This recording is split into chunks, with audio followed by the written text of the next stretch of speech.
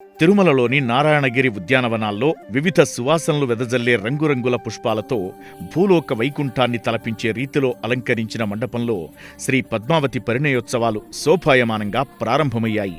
మే 19వ తేదీ వరకు ఈ ఉత్సవాలు జరగనున్నాయి. శ్రీ పద్మావతి పరిణయోత్సవాల్లో మొదటి రోజు అంటే వైశాఖ శుద్ధ నవమి రోజైన శుక్రవారం నాడు శ్రీ మలయప్ప స్వామివారు గజవాహనాన్ని అధిరోహించగా ఉభయ నాంచారులు పల్లకీపై పరిణయోత్సవ మండపానికి సాయంత్రం 5:30 వేంచేపు చేశారు.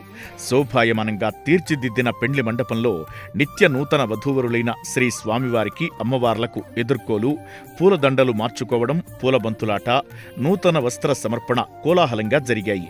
ఆ తరువాత శ్రీ స్వామివారికి కొలువు జరిగింది.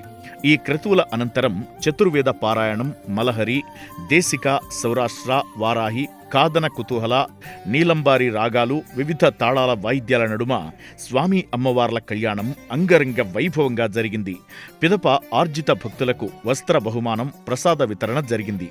ఆ తరువాత శ్రీదేవి భూదేవి సహితుడైన స్వామి బంగారు తిరుచిపై అశేష భక్తజనం మధ్య ఊరేగుతూ ఆలయ ప్రవేశం చేయడంతో తొలి రోజు వివాహ వేడుక ఘనంగా ముగిసింది.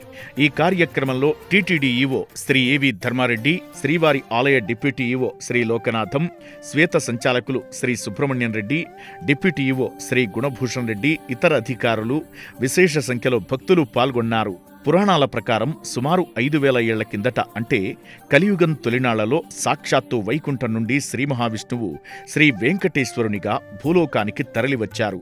ఆ సమయంలో నారాయణవనాన్ని పరిపాలిస్తున్న ఆకాశరాజు తన కుమార్తె అయిన శ్రీ పద్మావతిని వెంకటేశ్వరునికిచ్చి వివాహం చేశారు.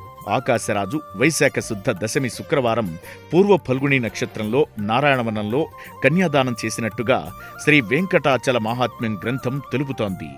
ఆనాటి పద్మావతి శ్రీనివాసుల కళ్యాణోత్సవ ముహూర్తానికి గుర్తుగా ప్రతి వైశాఖ శుద్ధ దశమి నాటికి ముందు ఒక్కరోజు, తరువాత ఒక్కరోజు కలిపి మొత్తం 3 రోజుల పాటు పద్మావతి పరిణయోత్సవాన్ని టీటీడీ నిర్వహిస్తోంది.